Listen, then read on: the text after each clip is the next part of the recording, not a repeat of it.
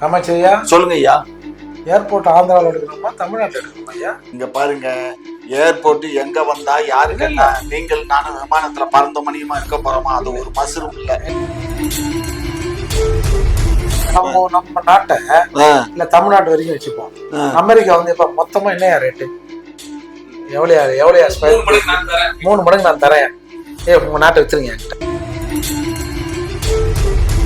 யாரு தெலுங்கு? கன்னடர் அல்லவா? ஏங்க அவரு பிறந்து தெலுங்கு. ஏங்க அவர் எங்க பிறந்தாரு? அவங்க அப்பா எங்க பிறந்தாரு? அவங்க தாத்தா எங்க பிறந்தாரு? அவங்க அம்மா இதுலதான் பிறந்தாரு. எந்த நாட்டுல பிறந்தாங்க? தமிழ்நாட்டுல தான் பிறந்தாங்க. ஆமா, தமிழன் தான். இங்க பிறந்தாலும் தமிழன் தான், வெளிநாட்டுல பிறந்தாலும் தமிழன் தான். அவரு தமிழன் தான். என்ன? இங்கு பிறப்பினும் தமிழன் தமிழன், இங்கு பிறப்பினும் அயலான். அவரு தமிழ் தேசியம். அவரு பாஜக கிட்ட அவரு சொம்படிச்சுட்டு இருக்காரு. வாங்கி தின்னாரு. நான் சொல்லல, நான் அதை எப்படி உங்களை சொல்ல இயலும்? சொம்படிக்கிறீங்க.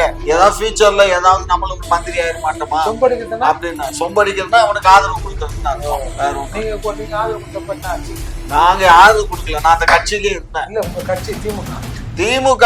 நான் ஆதரவு இல்ல. நான் கட்சி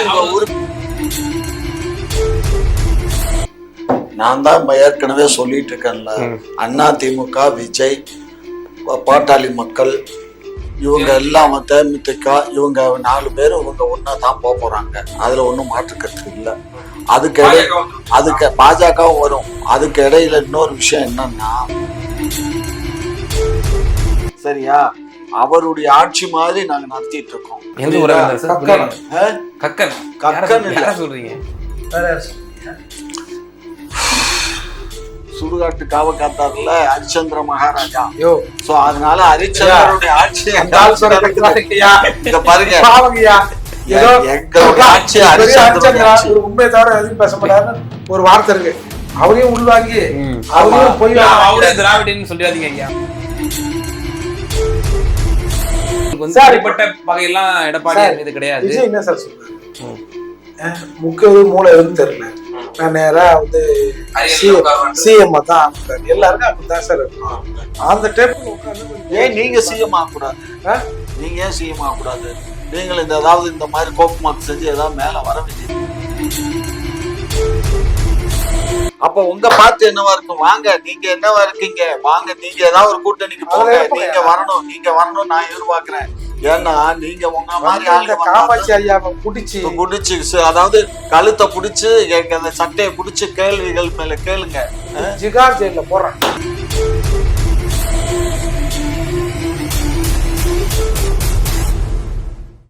குக்கு செய்திகள் நேயர்களுக்கு அன்பு வணக்கம். இன்றைய சிறப்பு விவாத நிகழ்ச்சியில நம்மோடு இணைந்திருக்கும் சிறப்பு விருந்தினர்கள் திமுகவை சேர்ந்த மரியாதைக்குரிய காமாட்சி நாயுடு ஐயா அவர்கள் மற்றும் புரட்சி தமிழகம் கட்சியினுடைய நிறுவன தலைவர் வழக்கறிஞர் திரு ஏர்போர்ட் மூர்த்தி அவர்கள். இருவருக்கும் வணக்கம்.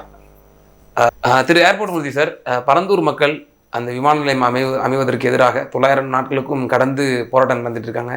ஏங்க, பரந்தூர் விமான நிலையம் நிலைமை என்ன தெரியுமா? கிட்டத்தட்ட 85% எடுத்தாச்சு லேண்ட. அது பணத்தையும் வாங்கிக்கிட்டாங்க. பணத்தை வாங்கினவனு அங்க வந்து உட்காந்துருக்கேன்.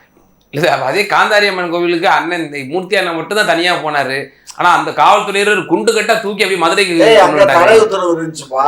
அங்க போகக்கூடாதுன்னு தடை உத்தரவு. அவரு இந்த மண் பூர்வகுடி தமிழர் பூர்வகுடினால அவர் நாடாளுமன்ற தேர்தல்ல சந்திச்சாரு.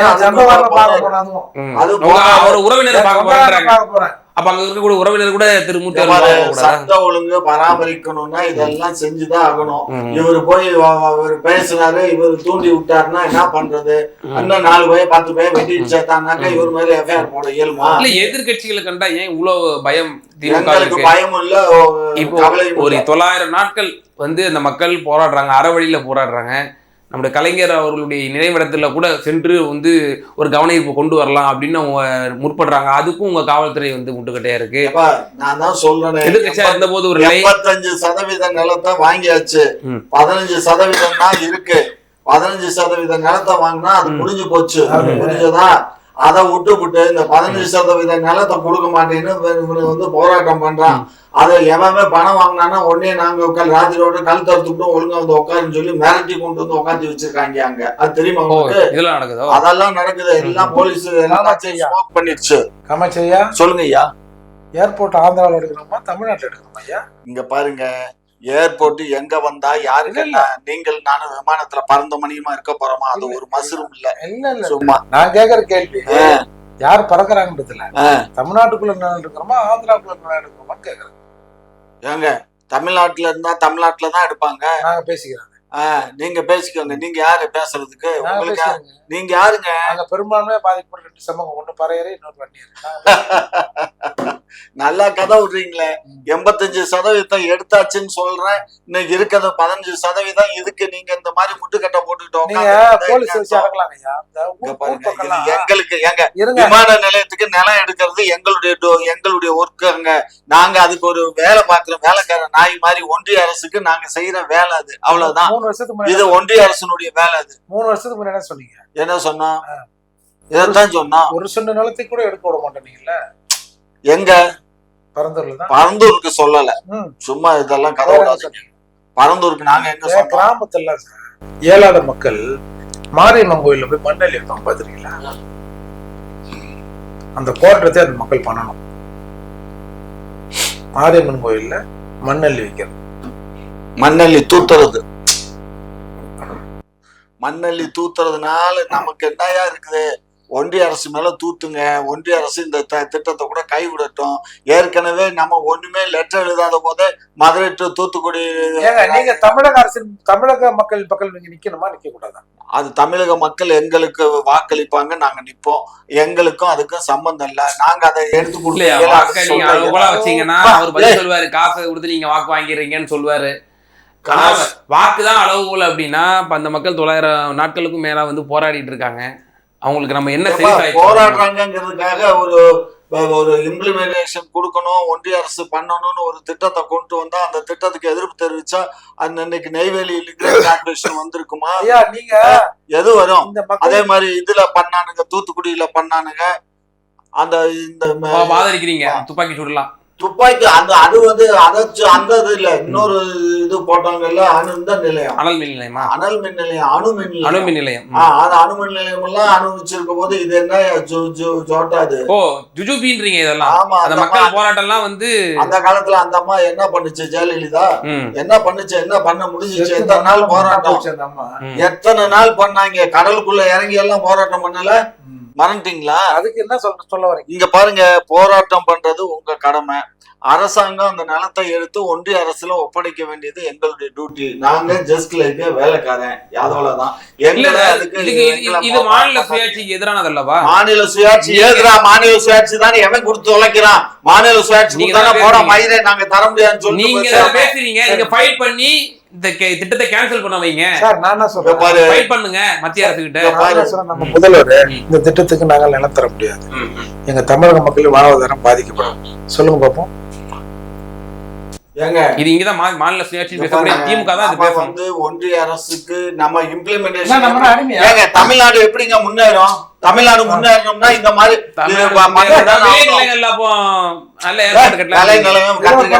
ஏற்கனவே 15% தான் இருக்கின்ற 80% எடுத்தாச்சு. இப்படி எல்லாத்துக்கும் போறோம்னா இப்படிதான் நம்ம நாடு வந்து வளர்ச்சி ஆகுது. இல்லையா? இப்ப நீங்க ரஜினிகாந்த் பாணிக்கு நீங்க வந்துட்டீங்க. என்ன ரஜினிகாந்த் போராடிட்டே இருந்தோம் அப்படின்னா இந்த நாடே சுடுகாடாயிடும். அப்படிதான் உண்மைதானே. இருக்கும் போது நீங்க கண்டதை தெரிவிச்சுக்கிட்டு இப்ப அப்படி நேரு மாறா பேசுறீங்க. போராட்டம் என்பது அது அவனுடைய பிறப்புரிமை, மறுப்பதற்கு இல்ல. ஆனா போராட்டம் செய்வதால் நன்மை பயக்குமா நன்மை பயக்காதாங்கிறத முதல் தெரியணும். இந்த நாட்டினுடைய உனக்கு தான் 100 ரூபாய்க்கு பதில் 300 ரூபாய் மாதிரி ரேட் போட்டு கொடுக்குறோம். ஒரு சென்ட் 1000 ரூபாய் போகுதுன்னா 3000 ரூபாய் கொடுக்குறோம், 4000 ரூபாய் கொடுக்குறோம். அப்புறம் இதுக்கு மேல என்ன? சரி, மடங்கு. சரி, அதிகமா கொடுக்குறோம். நான் என்ன சொல்றேன், நம்ம நாட்டை இல்ல தமிழ்நாட்டு வரைக்கும் வச்சுப்போம். அமெரிக்கா வந்து இப்ப மொத்தமா என்னையா ரேட்டு? எவ்வளவு 3 மடங்கு நான் தரேன். உங்க நாட்டை வச்சிருக்கீங்க. இதே பிஜேபி இருந்தாங்கன்னா வித்துட்டு போனாலும் ஆச்சரியப்படுறது. இப்ப அந்த வேலை இப்ப நீங்க செய்றீங்க. பிஜேபி அரசு கண்டினியூ பண்ணாதே. அழகா திமுக செஞ்சிட்டு இருக்கே தமிழ்நாட்டுல. அதை புடுங்கல. தமிழ்நாட்டுல நாங்க பண்ணிட்டோம். இதை 1க்கு 3 தரோம். அவங்க 1:3 தானங்க தர்றோம். அதாங்க அந்த மாதிரி நம்ம அவட குத்துட்டோம்னா நம்ம பிரச்சனை இல்லை பாருங்க. நீங்க சொம்படி பெரியாரே சொல்லியிருக்காரு 47 வந்து 47 ஆகஸ்ட் 15 கருப்பு தினமா அறிவிச்சாரு. லண்டன் ராஜதானியில் இருந்தாவது இங்க இருந்து நம்ம ஆளட்டும் ஆட்சி பண்ணட்டும்னு சொல்லி பெரியார் சொன்னாரு. உங்க அண்ணாவுக்கு எதிராக போர்க்கொடி தூக்கியவர் நம்முடைய அப்போதைய பெரியார் அவர்கள். ராஜதானியில் வந்து லண்டன் ராஜதானி இங்க ஆளணும், லண்டன் இங்கிலீஷ்காரன் தான் ஆளணும் அப்படின்னாரு. ஐயோ வி வாண்ட் அமெரிக்கா, நாங்க வந்து அமெரிக்கா கிட்ட வித்துறாங்க. அவன் ஆடும்போது ஒழுக்கமா இருந்தது அந்த நாடு, ஒழுக்கமா இருந்தது. பிரிட்டிஷ்கார ஆட்சியில இருக்கும்போது ஒழுக்கமா இருந்தது. இந்த மாதிரி அசிங்கமான வார்த்தைகள் எல்லாம் வராது. எல்லாம் காலையிலயும் மாலையிலயும் கையெழுத்து போட்டு வரணும். அப்படியே பெரியார் வந்து சுதந்திரமா நடமாடினாரு. பெரியார் சுதந்திரமானா அவருடைய பேச்சு நீங்க வெங்காயங்கிற வார்த்தையை தவிர. ஐயோ வெங்காயமா இல்ல, இதே கோவை கொளத்தூர் மணி அண்ணன்ட்டையே வந்து கேள்வி கேட்கப்படுது. பெரியார் அவர்கள் அந்த வார்த்தையை நான் வந்து ஓப்பனா சொல்ல முடியாது, போற இடத்துல எல்லாம் தமிழர்களை பார்த்து இப்படிதான் பேசியிருக்காரு. புத்தி வரணுங்கிறதுக்கு பேசுற வார்த்தை பாது. அது நாகரிகமான வார்த்தைகள்லாம் கிடையாது. சேனல்ல படிச்ச தமிழனுக்கு தாண்டா உனக்கு புத்தி வரும், இன்னும் இந்த அடிமை புத்தியிலேயே இருக்கீங்க ஒரு விழிப்புணர்வு வரும் அப்படிங்கிறதுக்காக அவர் பேசுற பேச்சு அதை காட்டு பயன்படுத்தலான்னு கேட்டாரு. இதுல என்ன தமிழ் இருக்கு? தமிழ்ல இருந்து ஒருத்தன் வந்து சொன்னானா பரவாயில்லைங்க, ஒரு தெலுங்குல இருந்து ஒருத்தன். யாரு தெலுங்கு? கன்னடர் அல்லவா? ஏங்க அவர் பிறந்து வாழ்ந்து தெலுங்கு. ஏங்க அவர் எங்க பிறந்தாரு? அவங்க அப்பா எங்க பிறந்தாரு? அவங்க தாத்தா எங்க பிறந்தாரு? அவங்க அம்மா இதுலதான் பிறந்தாரு. எந்த நாட்டுல பிறந்தாங்க? சும்மா தமிழ்நாட்டுல தான் பிறந்தாங்க. ஆமா தமிழன் தான். இங்க பிறந்தாலும் தமிழன் தான், வெளிநாட்டுல பிறந்தாலும் தமிழன் தான். அவரு தமிழன் தான். என்ன எங்கு பிறப்பினும் தமிழன் தமிழன், இங்கு பிறப்பினும் அயலாம். இல்ல ஐயா பெரியாரே இந்த மாதிரி சொல்லியிருக்காரா தன்னை வந்து ஒரு தமிழர்னு? ஆமா, அவர் கன்னடத்தில் தானே சார். அதெல்லாம் ஒண்ணும் கிடையாது. அவர் எந்த இதுல சொன்னார்? அவர் ஜாதி, இங்க பாரு, அவர் ஜாதியை பத்தி எந்த இதுலயும் பேசுனதே இல்ல. ஜாதியை பத்தி சொல்லலையே. ஜாதி அவர்கிட்ட இருக்கவே இருக்காது. ஜாதி துவேஷம் இருக்காது. ஜாதியை பத்தி பேசுறதெல்லாம் இந்த வர்ணம் சொல்லுங்க. நான் போய் பார்த்தேன் பெரியார, என்ன நீங்க கேட்டாரு, ஜாதி கேட்டாரு. ஏங்க அது கல்யாணத்துக்கு அவரை தலைமை தாங்க கூப்பிடுறாங்க. அதுக்கு அவரு சொல்றாங்க இந்த மாதிரி பிராமின்னு சொல்றாங்க. ஏமா வேற ஆளு கிடைக்கல அப்படின்னு உமாநாத்துக்கு பேசுனது தானே. அது உமாநாத். நான் சொல்றது நம்ம மண்ணு ஆளு, நம்ம நீர்வளத்துறை அமைச்சர் மாண்புமிகு துரைமுருகன் அவர்கள். சரி, அவர்கள் ஒரு முறை பெரியாரை நான் சந்தித்தேன். அப்போது என்ன ஆளுன்னு கேட்டாருன்னு சொல்லி ஐயா என்ன ஆம்பளை ஆளுன்னு சொல்ல வேண்டியதுதானே, அவுத்து காட்ட வேண்டியதுதானே, அவுத்து காட்ட வேண்டியதுதானே. பெரியார் அவர்கள் வந்து செஞ்ச புரட்சியா இது. அதாவது பெண்ணை வந்து கருப்பை போய் தூக்கி போட்டு நீங்க சொல்லுங்க பெரிய, அதாவது ஆங்கிலேயர்கள் இருந்த வரைக்கும் ஒழுக்கமா இருந்துச்சு, இங்க வந்து எதுவுமே இல்ல. எமர்ஜென்சில எத்தனை பேர் ஒழுக்கமா கியூல நின்று பஸ்ல ஏறினா லூஸ் தனமா பேசக்கூடாது. இந்த மாதிரி முந்தி சிக்னல்ல எவனா முந்தி போக முடியுமா? ஒழுங்கா கியூ நின்றுதான் ஒழுங்கா போச்சு. இன்னைக்கு ஏன் நாடுக்கு எப்படி கட்டி குட்டி ஆதரிக்கிறீங்க எமர்ஜென்சி? நான் 100% நான் ஆதரிக்கிறேன். அப்ப முதல்வர் ஏன்னா கட்டுப்பாடான ஒரு அரசு டைம்ல உள்ள போய் இருந்தது. அது தேவையில்லை, விஷாலாம் தேவையில்லை. சட்டம் ஒழுங்கு இருக்கணும், அவ்வளவுதான். இருந்தாரா? எது மிசால காலகட்டத்துல இருந்தாரா? மிசா சட்டத்தின் கீழே அவர் கைது செய்யப்பட்டார். அது மிசா சட்டத்தின் கீழே தான் கைது செய்யப்பட்டார் சொல்லி எவனாவது சொல்லுவான். அதுக்கெல்லாம் நான் என்கிட்ட கேள்வி கேட்பேன். அவன் சொல்லுவேன், ஏண்டா இவர் அடிய சிட்டி வாங்கி அவர் செத்தே போயிட்டாரு, அந்த அடிய வாங்கி இவருக்கு காதை கெட்டு போச்சு, ஆற்காடு வீராசாமிக்கு என்னமோ பேசுற. மூக்குல குத்து வாங்கி சைனஸ் ப்ராப்ளம் கூட வருதுலாம் டாக்டர்ஸ் தான் சொல்றாங்க, காந்திராஜ் போன்றவர்கள் இருக்கலாம். ஏதோ ஒண்ணு. இது எவ்வளவு பெரிய தியாகம். 50 ஆண்டுகளுக்கு முன்னாடியே 76 இவ்வளவு கஷ்டப்பட்டு நம்முடைய முதல்வர் அவர்கள் அரசியல் பொது வாழ்க்கையில இருந்திருக்கிறாரு. ஆனால் போயும் நேற்று வந்து திராவிட முன்னேற்ற கழகத்தினுடைய ஒரு அமைச்சர் செந்தில் பாலாஜியோட ஒப்பிட்டு சொல்றாரு சார். அது எப்படி சார் ஏற்றுக்கொள்ள முடியுமா? நீங்களே சொல்லுங்க. நீங்க ஒரு திராவிட முன்னேற்ற கழகத்துல ஆரம்ப காலகட்ட நீ நல்லா புரிஞ்சுக்கோ. செந்தில் பாலாஜி சொல்லுங்க. இவரெல்லாம் வந்து நீங்க திமுக சொல்லாதீங்க. இவங்கெல்லாம் யார் தெரியுமா சார்? கரும்பு ஆலைக்குது இல்ல, புரிஞ்சுட்டு சக்கை இருக்குதுல்ல, அந்த சக்கைய வந்து பேப்பர் கம்பெனிலாம் அனுப்புவாங்கன்னு சொல்லுவாங்கல்ல, அதுல இருந்து ஒரு சக்கை எடுப்பாங்க. அந்த மாதிரி கடைசி லெவல்ல இருக்கிறவங்க இவங்க சும்மா வீண் மிகுந்த வேசியை கட்டிட்டோம், வந்து இந்த வயசுல போய் வேற கட்சிக்கு போனா அசிங்கமா இருக்கும், அதால வீண் கத்தினுக்கிறாங்க. ஏன் உங்களுக்கு என்ன கஷ்டமா இருக்கு? வேற எந்த பாருங்க, நாங்க திராவிடியன். நான் பிறந்ததுல இருந்து வாழ்றது வள்ளி சாகரம் தொட்டிக்கு நான் திராவிடம் தான் சாவேன். இங்க பாருங்க, நீங்க நல்ல ஒரு விஷயத்த புரிஞ்சுக்கோங்க. இந்த பாருங்க ஐயா, நான் உங்களுக்கு பர்சனலா ஒன்று சொல்றேன். சொல்லுங்க. நீங்க 74 வயசாகுதுன்றீங்க. இது வரைக்கும் நீங்க எவ்வளவு பாவ புண்ணியம் செஞ்சீங்களோ எனக்கு தெரியாது. நிறைய செஞ்சிருப்பீங்க பொழுது. கடைசி காலத்துலயாவது சங்கரான்னு நீங்க ஆன்மீக பட்டியலிட்டு போறீங்க. சம்பந்தமே இல்லாம என்ன போய் ஆன்மீகத்துக்கு போகலையா? ஊர் பாவத்தை குட்டிக்காது. என்ன ஊர் பாவம்? யாரு வீட்டுல யாரு எரியிற வீட்டுல போய் புடுங்கினது ஆதாயம் நினைக்கிறேன். நல்லதா எமர்ஜென்சி ஆதரிக்கிறேன்னு சொன்னீங்க. ஆமா, இப்போ அறிவிக்கப்படாத எமர்ஜென்சின்னு சொல்லி சண்முகம் அவர்கள் வந்து குறிப்பிட்டாரு தொடர். சொன்னாரு இல்ல அவரு கே பாலகிருஷ்ணன் அவர்கள் சொன்னாரு. சோ அது வந்து நீங்க ஏற்கிறீங்களா? அத வந்து ஏற்கிறவங்க இங்க என்ன நாங்க அப்படி பண்ணிட்டு இருக்கோம், நாங்க பண்ணிட்டு தான் ஒழுங்கா இருக்குமே. சொன்ன முட்டு கொடுத்துட்டு தான் இருக்காரு கே பாலகிருஷ்ணன். இந்த பாரு, இல்ல இந்த கருத்து சொன்னி மறுநாளே அவர் வந்து அந்த விடுவிக்கப்படுறாரு. அவருடைய பீரியடு முடிஞ்சு போச்சு. அந்த பொதுக்குழு மறுநாள் பொதுக்குழு நடக்குது. அந்த பொதுக்குழுக்கு முத நாள் அவர் பேட்டி கொடுக்கிறாரு. மறுநாள் பொதுக்குழுல அவரை தேர்ந்தெடுக்கிறாங்க. சண்முகத்தை கேட்டா ஒரு அடிப்படை ஒரு பேசிக் நாலேஜ் கூட இல்லாம நீ வந்து உட்கார்ந்து கேள்வி கேட்கிற. இந்த சம்பவம் நடந்து மறுநாளே மறுநாள் எப்படி விடுவிக்கிறாரு? எப்படி விடுவிக்கப்பட்டாரு? அவரை தேர்ந்தெடுக்கிறாங்க. மறுநாள் நடந்த அந்த பொதுக்குழு கூட்டத்துல, அந்த செயற்குழு பொதுக்குழு கூட்டத்துல சண்முகம் தேர்ந்தெடுக்கப்படுறாரு. அதனால இவர் ஒண்ணும் விடுவிக்கல. வயது வந்து பேரியரா இருக்கு. அப்படி எல்லாம் கம்யூனிஸ்ட பொறுத்த மட்டும் அவங்களுக்கு ஒரு சட்ட திட்டங்களை வகுத்துக்கிட்டு அவங்க வழியில போறாங்க. அதுக்கு வந்து அவங்க கட்சியில நாங்க தலையிடவும் மாட்டோம். அது அவங்களுடைய உட்கட்சி வியாபாரம். வலதுசாரிகள் தொடர்ந்து ஊடகங்கள் இந்த குற்றச்சாட்டு வைக்கிறாங்க. அவன் பக்கத்தை பயிலுவான், அப்பதானே சேனல் புட்டுக்கிட்டு போகும். அதுதான் வேற ஆமா, சேனல் போகணும். இவங்க கிட்ட வாங்கி தின்னாங்கல்ல, வாங்கி தின்னவனுதான் பக்கத்தவனு பேரு வாங்குவோம், வகையத்தவனு பேரு வாங்குவாங்க, எல்லாம் வாங்க வேண்டியதுதான். சும்மா வலதுசாரி பேசுறானுங்களாம். வலதுசாரி இந்த இவரும் தான் பேசுறாரு. அவரு தமிழ் தேசியம் அவரு பாஜக கிட்ட அவரு சொம்படிச்சிருக்காரு. வாங்கி தின்னாரு. நான் சொல்லல, நான் அதை அப்படி உங்களை சொல்ல இயலும். சொம்படிக்கிறீங்க. ஏதாவது ஃபியூச்சர்ல ஏதாவது நம்மள ஒரு மந்திரி ஆயிட மாட்டோமா அப்படின்னு. சொம்படிக்கிறதுனா அவனுக்கு ஆதரவு கொடுக்கறதுன்னு அர்த்தம். வேற ஒண்ணு. நீங்க ஆதரவு கொடுத்தப்ப என்ன ஆச்சுங்க? நாங்க ஆதரவு கொடுக்கல. நான் அந்த கட்சியிலே இருந்தேன். இல்ல, உங்க கட்சி திமுக நான் ஆதரவு இல்ல. நான் கட்சி உணர்வு பூர்வமாக அவர் ஒரு திராவிடன் என்று அவர் உணர்கிறார். எனவே திராவிடன் என்று அந்த கருத்தியலை உள்வாங்கி இருக்கக்கூடிய திராவிட முன்னேற்ற கழகத்தை நான் பயணிப்பதில் பெருமை கொள்கிறேன் ஐயா சொல்றாரு. திராவிட முன்னேற்ற கழகம் பாஜகவோடு பயணித்ததே. அப்போது நீங்க இங்க என்ன சொல்ல வரீங்க? அப்ப பாஜக தானே இருந்தேன். அப்ப பாஜக ஆயிட்டாரு ஐயா. அப்ப வாமப்லன்னு தோல் மேல கை போட்டீங்களா? யாரா? திமுகவை நாங்க என்ன இந்த பாருங்க, அரசியல்ல எதுவும் முன்னே நடக்கலாம். திங்கிறவன் திம்பான். நாங்க திங்க மாட்டோம், கவலைப்படாதீங்க. இல்ல சார், இப்போ துக்ளக்கு அந்த 55வது விழாவில் வந்து குருமூர்த்தி அவர்கள் பேசிய பேச்சும் விவாத பொருளாச்சு. குறிப்பா பிஜேபியும் அதிமுக கூட்டு வைக்கணும். அதுல ஆனா எடப்பாடியார் வந்து ஒரு முட்டுக்கட்டையா இருப்பாருன்னு நான் நினைக்கிறேன் அப்படின்ற விஷயத்தெல்லாம் அவர் பேசினாரு. மேலும் தொடர்ந்து விஜய் அவர்களுக்கு வந்து ஆதரவு கரமும் சார் அது அதிமுக. நான் ஒரு பேர் மேல போய் அதிமுக பிஜேபி நாம் தமிழர் எல்லாரும் கூட்டு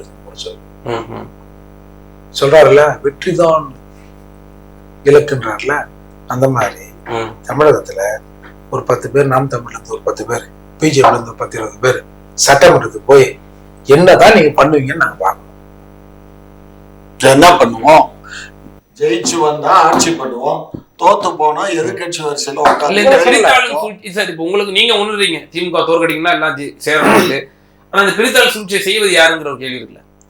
இல்ல, அது ஒவ்வொருக்கும் ஒரு இலக்கு இருக்கு, அவங்களுக்கு ஒரு பாரம்பரியம் இருப்பதாக அவங்க நினைக்கிறேன். இதே சினாரியோ தான் 2016 வந்து நடந்ததை நம்ம பார்க்கிறோம்.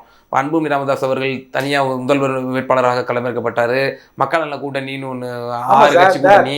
சீட்டு ஒதுக்குறது, போறது வர்றது, முன்ன சொல்றதா பின்ன சொல்றதா பிராக்டிகலா சில விஷயம் இருக்கதான் சார் செய்யும். அதெல்லாம் நம்ம பேசி ஒரு திட்டத்துக்குள்ள கொண்டு வந்துதான் ஆகணும்.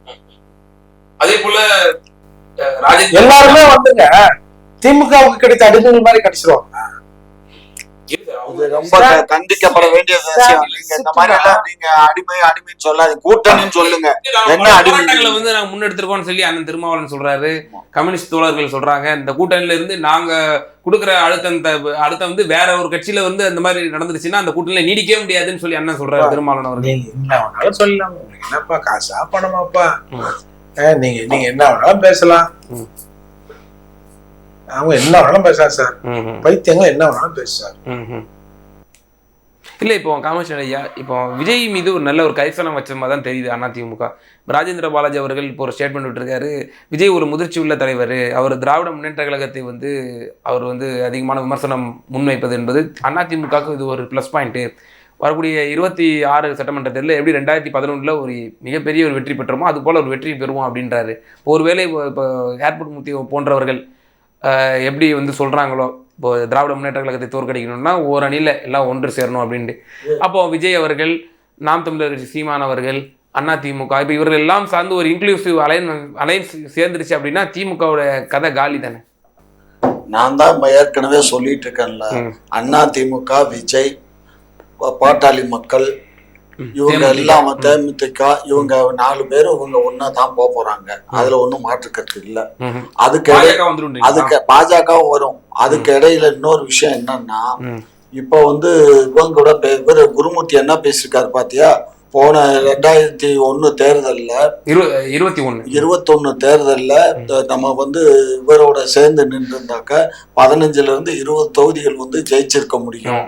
அதனால ஒரு தனி பெருமையான வெற்றி திமுக கிடைச்சது. ஒரு 10-12 சீட்டு வந்து நம்ம ஒரு அது பேர் குறிப்பிடாம சொல்றாரு அரசியல் விமர்சகர்கள், வேற ஒரு விளக்கத்தை கொடுக்குறாங்க. பட் அப்படி கொடுத்திருந்தாங்க அப்படின்னா நம்மளால ஆட்சி பிடிச்சிருக்க முடியாது. பட் ஆனா ஒரு மைனாரிட்டி கவர்மெண்ட் தான் ஃபார்ம் பண்ணிருக்க முடியும் திமுகவால அப்படின்னு அவர் சொல்றாரு. அப்ப என்னன்னா இவரு 2011 நடந்த மாதிரி என்ன சொல்றாரு, இவர் வந்து நான் வந்து தேர்தலே நிக்கல, எனக்கு 18-15 தொகுதி கொடுங்க, நான் நான் தான் தேர்தல் நின்ற, நான் வந்து போட்டி போடுவேன் நீங்க மனசுல நினைச்சீங்கன்னா விட்டுடுங்க, எனக்கு தொகுதியே வேண்டாம்னு தான் கேட்டாராம். சரியா? அப்படி இருந்துமே வந்து இந்த ஆளு சேர்த்துக்கிடல, இதெல்லாம் இது அவருடைய வீக்னஸ் அப்படின்னு சொல்லி பேசிருக்காங்க. முழுமையா இப்ப கேட்டு பாரு எல்லாம். அதாவது நான் என்ன சொல்றேன், இவன் எவன் கொண்டாட்டி எவனோட போனாலும் எங்களோட ஜெயிக்க இயலாது, நாங்க தான் 26ல ஆட்சி அமைக்க போறோம். நீங்க சொல்லுங்க மாதிரி ஆளுகளை எல்லாம் நாங்க முட்டி தட்டி நீங்களே சொல்லுங்க. டிடிவி தினகரன் அவர்கள் வந்து கிட்டத்தட்ட 20 முதல் 25 தொகுதிகளுக்கு வந்து அவர் வந்து தீர்மானிக்கக்கூடிய சக்தியாவே இருந்தாரு. அவரோட அதிமுகவோட கணிசமா வந்து அவர் உடைச்சதை நம்ம பார்க்கிறோம். ஆமா, அப்போ அந்த இடத்துல எல்லாம் அவர் வந்து ஒரு வேலை சமரசம் செய்து அதிமுகவோட கூட்டணி வேற ஒண்ணு வேண்டாம். தேனி தொகுதியில இப்ப அந்த ஆளும் அவன் அதிமுகவும் அவங்களுக்கு நின்று இருந்தாக்கா அந்த ஜெயிச்சிருப்பான்ல. யார்? டிடிவி தினகரன் ஜெயிச்சிருப்பான்லப்பா. இல்ல அதிமுகவே எங்க பாருங்க, நான் வந்து அரசியல் நோக்கத்துல பொது பார்வையில தான் நான் சொல்றேன், எங்க கட்சியினுடைய பார்வையில நான் பேசுறேன். விமர்சனம் வந்து அந்த பொது பார்வை வரமாட்டேங்குது. எங்க கட்சியில நாங்க பண்ணக்கூடிய ஆட்சி இது, நாங்க சொன்னா நீங்க எல்லாம் நம்ப மாட்டீங்க. இவங்களுடைய உறவினர் ஒருத்தர் இருந்தாரு, சரியா, அவருடைய ஆட்சி மாதிரி நாங்க நடத்திட்டு இருக்கோம்.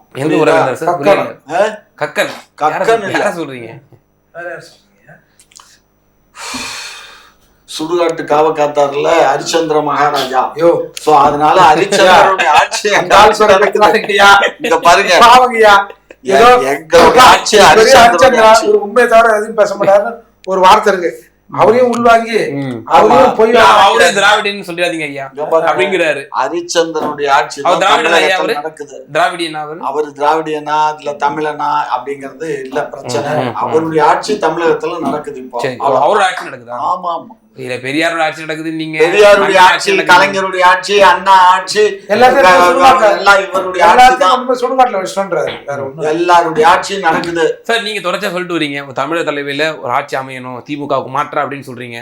அப்போ பாசிபிலிட்டி திரு எடப்பாடியார் அவர்களுடைய தலைமையில தான் அமையணும் அப்படிங்கறதுல நீங்க உணர்றீங்களா? இல்ல, நம்ம கூட்டணிக்கு யார் தலைமை வைப்பார்கள் கூட்டணியில் இருக்கிற பெரிய கட்சிகள் தான் முடியும். இப்ப மேஜர் பார்ட்டினா ஏடிஎம்கே தானே கண்டிப்பா இருக்க முடியும். ஏடிஎம்கே, பாமக இருக்கு, இது பிஜேபி இருக்கு. அவங்க முடிவு பண்ணுறாங்க. இப்ப குருமூர்த்தி அவர்கள் சொன்னதுல ஒரு நுணுக்கமா அன்பு விஷயம் கேட்கணும்னு நினைக்கிறேன். அவர் என்ன சொல்றாரு, ஒரு 10-12 சீட் வந்து நம்ம வந்து ஒரு காம்ப்ரமைஸ் பண்ணி நம்ம அவங்க உள்ள எடுத்திருந்தோம் அப்படின்னா நம்ம வந்து தொங்கு சட்டசபையை வந்து உண்டாக்கியிருக்கலாம். திமுகவில் சத்தியமா திரு மு க ஸ்டாலின் அவர்களால் வந்து எப்படி 2006-11 கலைஞர் அவர்கள் மைனாரிட்டி ஆட்சியை வந்து கொண்டு போனாரோ அது மாதிரி கொண்டு போயிருக்க முடியாது அப்படின்னு சொல்றாரு. குறிப்பா அதை டிடிவி தினகரன் அவர்களை பார்த்து தான் குறிப்பிடுறாருன்னு சொல்லி நம்ம அரசியல் விமர்சகர்கள்லாம் அது விளக்குறத பார்க்கிறோம். ஸோ அப்போ எடப்பாடியார் அவர்கள் காம்ப்ரமைஸுக்கு முன் வர மாட்டேங்கிறாரா, அவர் வந்து தன் சுயநலத்தை முன்னிலைப்படுத்துறாரா அப்படிங்கிற ஒரு கேள்வி வந்து பரவலா வைக்கப்படுது. அப்படி சொல்ல முடியாது. ஒரு சாதாரண ஒரு கிளை செயலாளராக இருந்து இன்றைக்கு இவ்வளவு பெரிய அளவுக்கு வந்திருக்கிறாருன்னா அவர் எல்லா மட்டத்திலும் கட்சியை உள்வாங்கி இருப்பாங்க. அது நிர்வாக சிக்கல், அவங்க கட்சி அந்த குழு என்ன முடிவு பண்ணிச்சு அதை பொறுத்து தானே இருக்கும். நம்ம வந்து அதை இல்ல இப்ப பொது எதிரி திராவிட முன்னேற்ற கழகத்தை தோற்கடிக்கணும் அப்படிங்கிற ஒரு ஒரு செயல்படுகிறாரா? எல்லாருக்குமே நம்ம அந்த நாட்டின் முதல்வர் ஆகின்ற எண்ணம் இருக்கும். அது கொஞ்சம் பேச்சுவார்த்தையில் தான் முன்ன பின்ன பேசி ஏதாவது சொன்னாரு. அதிமுக, பாஜக, அன்புமணி இவங்க எல்லாம் வரணும்னு. அன்புமணி நான் அடுத்த 26 முதலமைச்சர் அதுக்குதான் நான் சொன்னேன். உங்களுக்கு கிடைத்த அடிமைகள் திறமைசாலிகள். 21 தேர்தல்ல என்ன சார் ஆச்சு? 21ல வந்து இவரு தலைமை தாங்கணும், அடுத்து நாங்க தான் வந்து கூட்டணி எங்க தலைமையில தான் அமையும் சொன்னதுனால தானங்க பாஜக இருந்து அவங்க போனாங்க. விட்டு கொடுத்தவங்க கெட்டு போறது இல்ல சாமி. அது வாஸ்தவம் தான். ஆனா அண்ணாமலை வந்து என்ன சொன்னாரு, என்னுடைய தலைமையில தான் ஆட்சி அமையணும், நான் தான் கூட்டணி அமைப்பேன்னு சொன்னாரா இல்லையா? அதனால தானே அவங்க வெளியே அவருமே இப்ப கடைசி லேட்டஸ்டா கொடுத்த பிரஸ் மீட்ல கூட அவருமே இறங்கி வந்துட்டாருல. எங்களுக்கு வந்து பகையெல்லாம் எடப்பாடியார் மீது கிடையாது. என்ன சார் சொல்றாரு, முக்கிய மூளை எதுவும் தெரியல, நான் நேரா வந்து சிஎம் தான். எல்லாருக்கும் அப்படித்தான் சார் இருக்கும். அந்த டேபிள் உட்கார்ந்து கொஞ்சம் நீங்க சிஎம் ஆகக்கூடாது, நீங்க ஏன் சிஎம் ஆகக்கூடாது?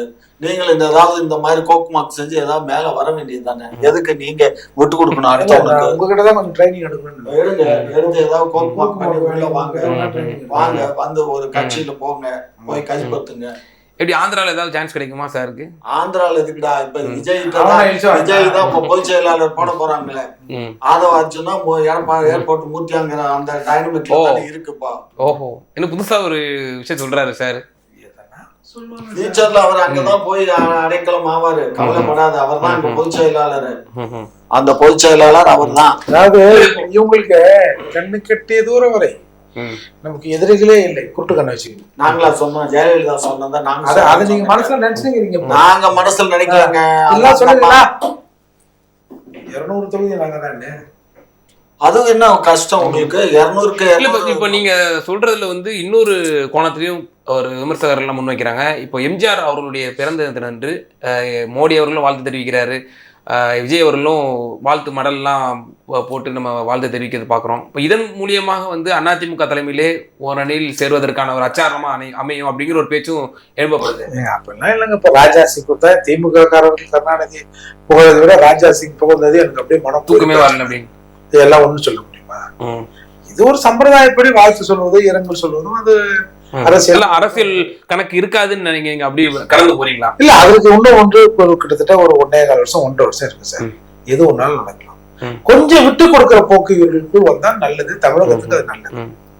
ஆனா நீங்க இப்ப சொல்றீங்க 1.25 வருஷம் இருக்கு, 1.5 வருஷம் இருக்குன்னு சொல்லி. ஆனா திமுகவினர் வந்து இப்பவே 200 தொகுதிகள் நாங்க வெற்றி பெறுவோம் அப்படின்னு இப்பவே பிரபாகண்டா பண்ணாங்க. அவங்களுக்கு கிடைத்த அடிமைகள் அப்படி என்ன பண்றது?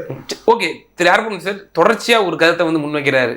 அதாவது அதிமுகவுடைய கூட்டணி, இதுக்கு முன்னாடி இருந்த கூட்டணியா இருக்கட்டும், இப்போ இருக்கக்கூடிய தேமுதிக பார்ட்னர்ஸ் எல்லாம் இருக்கட்டும், ஜனநாயக பூர்வமா கூட்டணியிலிருந்து விமர்சனம் வைப்பாங்க, உடச்சிட்டு வெளியெல்லாம் வந்தாங்க.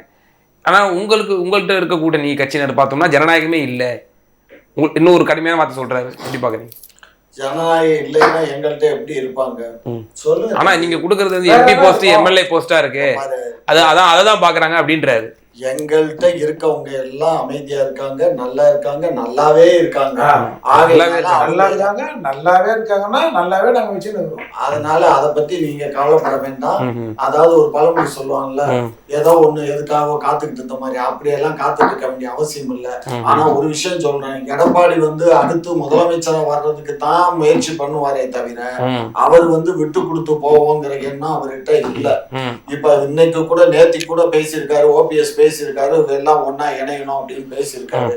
அதெல்லாம் வந்து அது எடப்பாடியார் கேட்கிறாரு, நீ ஒன்னா சொல்றீங்க, ஆனா பிரிந்து இருக்கக்கூடிய நீங்க முதல்ல ஓராணில இருக்கீங்களான்னு கேக்குறாரு எடப்பாடியாரு. அதெல்லாம் வாஸ்தவம் தான். நான் என்ன சொல்றேன், இது வந்து அவனுக்கு செதர் உண்டு போச்சு, செதர் தேங்காய் இருக்கனால நீங்க வந்து இவ்வளவு தைரியமா பேசுறீங்கன்னு சொல்லி ஏர்போர்ட் முத்தியா சொல்றாரு. செதர் தேங்காய் விட்டாச்சு, உடைச்சாச்சு, உடைஞ்சு செதறி போச்சு, இத கொண்டுட்டு வந்து ஒட்டி வைக்கிறது என்ன பேசுங்க. தேங்காய் அப்படியே ஷோகேஸ்ல வச்சிருப்பீங்களா? தேங்காய் சட்னி ஆகும், குழம்புக்கு தானே யூஸ் ஆகும். உடஞ்ச தேங்காய் சில்லி எல்லாம் எடுத்து போட்டு நல்லா மிக்சில அடிச்சு ஒரு நல்ல தரமான டிஷ்ஷா தமிழகத்துக்கு கொடுப்பீங்க. அப்ப உங்க பார்த்து என்னவா இருக்கும்? வாங்க, நீங்க என்னவா இருக்கீங்க, வாங்க, நீங்க ஏதாவது ஒரு கூட்டணிக்கு போங்க, நீங்க வரணும் நான் எதிர்பார்க்கிறேன். ஏன்னா நீங்க உங்க மாதிரி காமாட்சி ஐயாவை புடிச்சு அதாவது கழுத்தை புடிச்சு அந்த சட்டையை புடிச்சு கேள்விகள் மேல கேளுங்க. ஜிகார் ஜெயில போறான். அது பாரு, திகார் ஜெயில போறதுக்கு யாரு வேணும்? ஒன்றிய அரசு வேணும். ஒன்றிய அரசு அவங்க இருப்பாங்கல்ல, ஒன்றிய அரசுல அவங்க கூட்டணியில இருந்தா கூட போட முடியாதுங்க. இங்க பாருங்க, நான் அங்க ஒரு மணிலாண்டு கேச போட்டு அங்கிருந்து வந்து உங்களை புடிச்சு அப்படி பண்ணலாம். அது வேணாலும் பண்ணுவீங்க ஐயா. இப்பயும் அதானே நடக்குது, அதை பண்ணுவீங்க. ஏன்னா நீங்க உங்க கூட்டணி பாம்பின் கால் பாம்பரியும் உங்களுக்கு போய் சொல்லிட்டு திராவிடன். ஆனா இன்னொரு விஷயம் சொல்றாரு அவரு, பாஜக தங்களை அதீத மாற்றத்திற்கு உட்படுத்தி காம்ப்ரமைஸ் செய்து ஏடிஎம்கேவோட கூட்டணி வைத்தால் அது வந்து பாஜகவுக்கு நஷ்டத்தை தான் தரும் அப்படின்ற ஒரு விஷயத்தையும் அவர் சொல்றாரு. இல்ல, அது பாஜக தலைமை முடிவு பண்ணுவாங்க. எல்லாத்தையும் பாஜக இருக்கிறது எல்லாம் அதிமுக கொடுக்க போறது இல்ல. பாஜக எங்க எல்லாம் கூட்டணி வச்சுச்சோ அவங்கதான் அடுத்த முறை ஆட்சி அமைக்கிறாங்க. இப்போ இன்னொரு விஷயமும் இப்போ ஏடிஎம்கேவோட கூட்டணி வைக்கணும் அப்படிங்கிறதுக்காகவே அண்ணாமலை அவரோட தலைமை இப்போ மாற்ற இருக்கிறாங்க அப்படின்ற ஒரு பேச்சும் இப்போ அடிபட்டு. அண்ணாமலை தலைமை மாறும் என்பது நினைக்கிறீங்களா? இல்ல, அந்த மாதிரிலாம் கேள்விப்படல. ஏன்னா ஒரு தேர்தல் வருகிற நேரத்தில் இன்றைக்கு பரவலாக அண்ணாமலை அவர்களால் பிஜேபி பேசப்படுகிறது. அந்த நிலையில இன்னொரு தலைவரை போட்டு அவர் எல்லாத்தையும் படிச்சு கிடிச்சு எதுவுமே ஆட்சியை பிடிக்கணும்ன்றது கொஞ்சம் சிரமம். அதனால அந்த தவறை பிஜேபி செய்யாது என நான் நம்புகிறோம். அண்ணாமலை அவர்கள் இருந்தால் ஏடிஎம்கேவோட கூட்டணிங்கிறது சான்சஸ் இல்லாதது போலதானே. ரெண்டு பேரும் ஒரே வரணும், அப்புறம் என்ன கூட்டணி போவாது. இல்ல என்ன ஜாதியா பாக்குறீங்க? என்ன இதுதான் பெரியார் அவர்கள் உங்களுக்கு கற்பித்ததா? இங்கப்பா நாங்க எங்க இதுல இல்ல, அவங்க இதுல இருக்கு. இவரும் அவரும் ஒரு ஊருக்காரவங்க, அவங்களுக்குள்ள ஒட்டு 2024 அது வந்து அந்த வர்ணத்தை எடுக்கலையே, தூக்கி போட்டாரு எடப்பாடியார். வேண்டாம், எடப்பாடியார் தூக்கி போட்டாருன்னா அது வேற காரணம். என்ன காரணம்? இப்ப ரைடு நடந்திருக்குல்ல, நேற்றுக்கு இன்னைக்கு நீங்க அப் டு டேட்ட பாருங்க, எதுக்கு ரைடு நடந்துச்சு. எடப்பாடியா எல்லாத்துக்கும் ஒத்து போக சொல்றதுக்கு தான் இன்னைக்கு முடிஞ்சா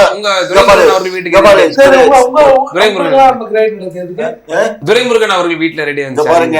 இப்ப துரைமுருகன் வீட்டுல ரைடு நடந்துச்சு. இப்ப அவர் மேல எஃப்ஐஆர் போட்டு டெல்லிக்கு போனார்ல, எதுக்கு போனாரு? விளக்கம் சொல்லி டெல்லிக்கு போனாரு, கத்திரிக்காய் போனாரோ? அதெல்லாம் ஒரு பஞ்சாபி தான் போல, சப்பாத்தி நல்லா இருக்கு, அதை போய் சாப்பிட்டு வந்திருப்பாரு. சாப்பிட்டு அப்படியே ஒரு சாயா குடிச்சிட்டு அது இருக்கு. ஏர் இந்தியா பிளைட்டை பிடிச்சி அவ்வளவு தூரம் 2000 கிலோமீட்டர் தாண்டி இருக்கிற பணத்துக்கு என்னங்க பண்ணுவாங்க? என்ன பண்ணுவாங்க? அதான் சொல்றாருல, கேட்டுக்க கதை, நல்லா கதை சொல்றீங்கல்ல. எடப்பாடியார் அவர்கள் மீது தொடர்ந்து ரைடு போயிட்டு இருக்கு, ஐடி ரைடு போயிருக்கு அப்படின்றீங்க. ஆனா உங்க தலைவர்கள் மீது ரைடு வந்துட்டு தான் இருக்கு. ஏப்பா எங்க மேல ரைடு, எங்க மேல வர்ற ரைடு வேற, அவங்க மேல வர்ற ரைடு வந்து கூட்டணிக்காக மிரட்டுற ரைடு. இன்னைக்கு ஒரு ஊடகத்துல படிச்ச ஊடகம்னா முக்கியமான ஆள் பேசியிருக்காரு. அவர் என்ன பேசியிருக்காரு தெரியுமா? அதை நான் சொல்றேன். என்ன சொல்லியிருக்காரு தெரியுமா? எடப்பாடியாரை பணிய வைப்பதற்காக அவர்களுடைய உறவினர்களுடைய வீடுகளை எல்லாம் ரெய்டு பண்ணி அந்த வழக்குல இவரை சேர்த்து ஒரு மணி நேரம் போதும், இவரை சேர்த்து இவரை அங்க வந்து கைது பண்றதுக்கு இது ஒன்றும் பெரிய சமாச்சாரம் இல்லை. அது ஒன்றிய அரசு நினைச்சா 1 மணி நேரத்துல எல்லாத்தையும் செஞ்சு முடிச்சுக்கணும்னே சொல்லியிருக்காங்க. அதுக்காக அப்ப இதே ஒன்றிய அரசு நினைச்சா திமுக அமைச்சர்கள் எல்லாம் வந்து ஒரு நிமிஷத்துல கைது செய்ய முடியாது? முடியும். நான் முடியாதுன்னு சொல்லலையே, முடியும், தாராளமா செய்ய முடியும். இது வரைக்கும் பண்ணல. நீங்க தானே எதிரியா இருக்கீங்க. நாங்க வந்து சட்டத்தின் ஆட்சி பண்ணிட்டு இருக்கோம். நாங்க சட்டத்தின் ஆட்சி, நீங்க எதிரியா இருக்கீங்க. எதிரியா இருக்கிறது வேற, சட்டத்தை மதிச்சு ஆட்சி பண்ணிட்டு இருக்கோம். 4 பேர் மேல பிஎல்எம் ஆக்ட்ல போட்டு ரிமாண்ட் பண்ணிட்டு அப்புறம் என்னங்க பண்ணாங்க? பண்ணலாங்க, பண்ண முடியும். அங்க பாருங்க, ஒன்றிய அரசு நினைச்சா செய்யலாம். நான் தான் சொன்னேனே, ஒன்றிய அரசுக்கு அளப்பரிய உத்தரவு இருக்கு, அவங்களுக்கு அதிகாரம் இருக்கு, பவர் இருக்கு, அவங்க எதை வேணாலும் பண்ணுவாங்க. அதை இப்படி ஒவ்வொரு மாநிலத்திலும் இப்படியே பண்ணிட்டு போனாங்கன்னா மக்கள் மத்தியில வெறுப்பு வந்துரும். ஒரு ஆளுகின்ற அரசு மீது குற்றவாளி துரைமுருகன் அவர் வீட்லயோ இல்ல செந்தில் பாலாஜியோ பிடிச்சி ஜெயில போட்டாங்க. மக்கள் எப்பரா உத்தமனை உள்ள போட்டீங்க, எப்பரா உத்தமனை உள்ள போட்டீங்க யாராவது கேட்டோமா? இல்ல சார், அந்த நீங்க சொல்றீங்க அப்படி, ஆனா இடி அதிகாரிகளுடைய கார்ல வந்து மறிச்சாங்க, அடிச்சாங்க, அதெல்லாம் நடந்துச்சு இல்லையா? அதுக்குதான் அது தொண்டனுங்க, அது வேற. அதுக்குதான் கஞ்சி காய்ச்சினாங்க, அது வேற நேத்து காய்ச்சினாங்க கஞ்சியா. அதுக்குதான் அடுத்தாப்புல ரைடு நடந்தது. எந்த இடத்துல திமுக தொண்டர்கள் போய் ஆய்வு பண்ணாங்களா? சாமி இதெல்லாம் வந்து அதாவது சட்டப்படி ஒரு நடவடிக்கை எடுக்கும் போது அதை வந்து போய் ஒரு பெண் அதிகாரி போறாங்க. இன்னும் சினிமாவா அது அயன் படம், ஒரு படம் வந்தது, போலீஸ் சிபிஐ ஆபீசர் மாதிரி போவாங்கல்ல, அது சூர்யா சூர்யா. அது மாதிரி இவங்க அந்த ஆபீசர் செக் பண்ணாலே, யார் நீ ஐடென்டி கார்டை காட்டு, அதை காட்டு, இதை காட்டு. இப்போ இந்த இடி ரைட்ல வந்து அங்க வெளியே வளாகத்துல வந்து பிரியாணி சப்ளை, சாப்பாடு எல்லாம் சப்ளை பண்ணி அங்க அது என்ன ஃபங்க்ஷன் நடக்குது, அது ஒரு சோதனை நடத்துறாங்க. கத்தி கடப்பாரெல்லாம் எடுத்து என்னென்னலாம் இருக்குன்னு போய் பண்ண போறாங்க. அது எதுக்கு நீங்க உங்க கட்சிக்காரங்கெல்லாம் உட்காந்து அது ஒரு கட்சி மீட்டிங் மாதிரி ஆக்கிட்டீங்க? அதை அந்த என்ன பாதுகாப்பு சார்? ஈடிக்கு பாதுகாப்பு, ஈடிக்கு பாதுகாப்பு, ஈடிக்கு இன்கம் டாக்ஸ் அதிகாரிகளுக்கெல்லாம் பாதுகாப்பு கொடுக்கிறதுக்காக ஜனங்கள். அப்ப அந்த அளவுக்கு வந்து தமிழ்நாட்டுல சட்ட ஒழுங்கு மோசமா இருக்குன்னு சொல்றீங்க? எங்க போலீஸ் அவங்க வாங்கிக்கிறல, இல்ல அவங்கதான் மத்திய போலீஸ் வச்சுதான் வந்தாங்க. அதனால நாங்க ஒரு அவங்களுக்கு ஒரு மரியாதை, மாரல் சப்போர்ட். சரி, பல்வேறு விவகாரங்களை எங்க நேரலுக்கு தெளிவாக மிக்க நன்றி.